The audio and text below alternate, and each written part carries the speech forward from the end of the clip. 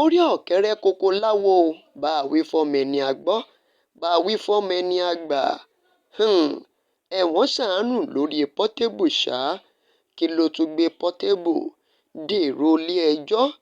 Eléyìí tí wọ́n ṣà ń fi aṣọ ẹ̀wọ̀n tí wọ́n fi ń lọ̀ ọ́ torí ṣì ń kó yọ níbẹ̀ ní gbogbo ìgbà.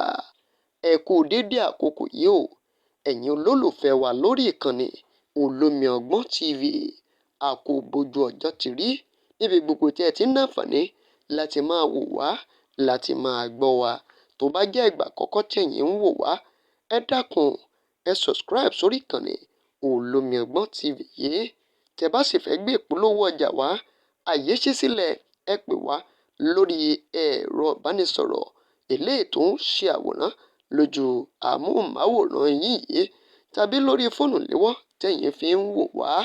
Olúṣọlá Ṣọlá lórúkọ mi, Oyènẹ́kan lórúkọ bàbá mi. Ẹ wò ó, ní àná alánà yìí ní ìròyìn kan gbé jáde wípé Portable ó ti wọ ọgbà ẹ̀wọ̀n o. Wọ́n ti wọ́n ọgbà ẹ̀wọ̀n. Wọ́n ti ní kó lọ faṣọ péńpé kó lọ fi roko ọba. Ìròyìn yẹn jà ròhìnròhìn káàkiri, ṣùgbọ́n a ṣiṣẹ́ ìwádìí, orí tún padà kó Portable yọ o. Lóòótọ́ ni wípé adájọ́ wọ́n dájọ́ fún un wípé kó lọ fi aṣọ péńpé roko ọba, kó lọ ṣẹ̀wọ̀n oṣù 3 gbáko fún àwọn ẹ̀sùn tí wọ́n fi kàn án. Ṣùgbọ́n ní ìdàkejì, adájọ́ yẹn sọ wípé tí ò bá fẹ́ ṣẹ̀wọ̀n yóò sanwó ìtanràn. Ẹ̀ṣẹ̀ tó ṣẹ̀, ó lè ṣẹ̀wọ̀n ó sì lè sanwó ìtanràn. Ó yá, ẹ jẹ́ n ṣàlàyé fún yín. Kí ni ẹ̀ṣẹ̀ tó ṣẹ̀ gangan? Ẹ jẹ́ n gbé yín débẹ̀ níbi tí mo ti máa ṣàlàyé o. Ṣé ẹ rí, ẹ sì mọ̀ wípé Portable oníwàhálà èèyàn kan ni. Ọ̀pọ̀lọpọ̀ àwọn wàhálà tó ti fà sílẹ̀ tí ò tí ì mọ ibi tí ìkíní òun máa padà gbé òun sí. Ẹ wo ohun tó ń ṣẹlẹ̀ yìí gangan. Rògbòdìyàn kan tó ti ṣẹlẹ̀ ní ọdún 2022 ni o. Kódà November 18 lọ́dún 2022. Tẹ́ ẹ bá gbàgbé wípé wọ́n sọ wípé Portable ó na arákùnrin kan àti wípé ó fi ọwọ́ agbára gba gbogbo àwọn kan tí ń bẹ nínú stúdíò arákùnrin yìí. Ẹjọ́ yìí máa ní ìjọba ò máa gbàgbé, nítorí ẹjọ́ yìí ó ti di ẹjọ́ ìjọba. Nítorí aṣojú àwọn ọlọ́pàá, agbẹjọ́rò ọlọ́pàá, òun gangan báyìí, òun náà ni ó ń bá Portable ṣẹjọ́.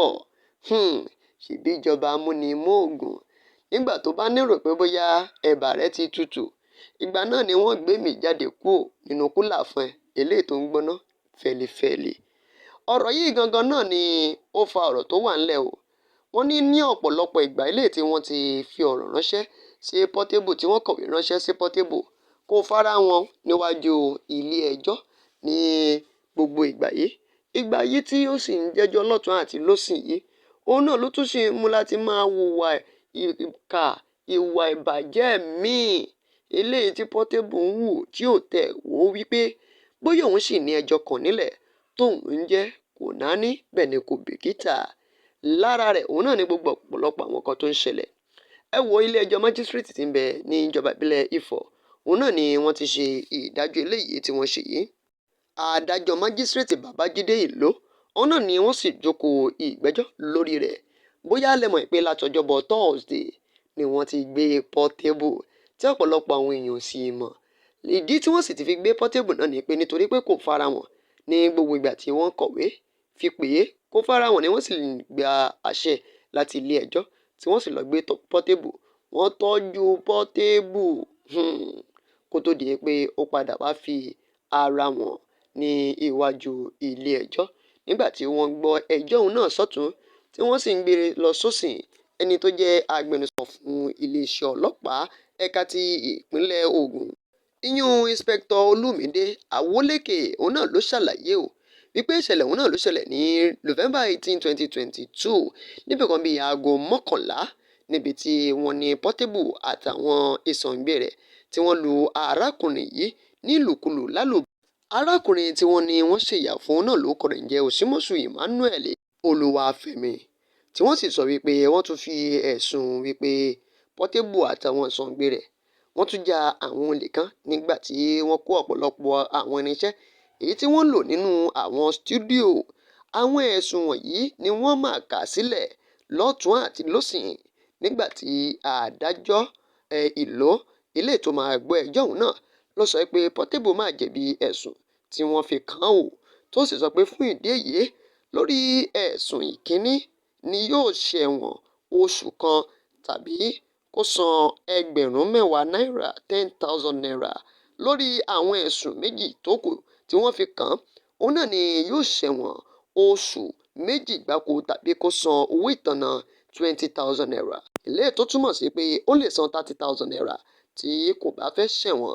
Ìyẹn ò sì ní kí wọ́n má tún gba owó bẹ́ẹ̀lì eléyìí tí wọ́n sọ pé yóò san 300,000 pẹ̀lú àwọn onídùúró méjì ọ̀tọ̀ọ̀tọ̀. Ṣùgbọ́n orí tún kó Portable yọ nínú ọgbà ẹ̀wọ̀n. Ó ní tí ó sì ń kọ wípé wọ́n gbé òun lọ prison, òun ò gbaṣọ, pé òun ò kì í ṣe prisoner, ó sì ń jẹ́ fún un ní báyìí àfàìmọ̀ kó má jẹ́ pé ọ̀pọ̀lọpọ̀ àwọn nǹkan míì tó tún sì ṣeélẹ̀ kó má tún padà wá jẹyọ jáde Ẹ má gbàgbé ẹ bá wa share rẹ̀, ẹ jẹ́ kí ìròyìn kó tún dé ilé kó dóko Olúṣọlá.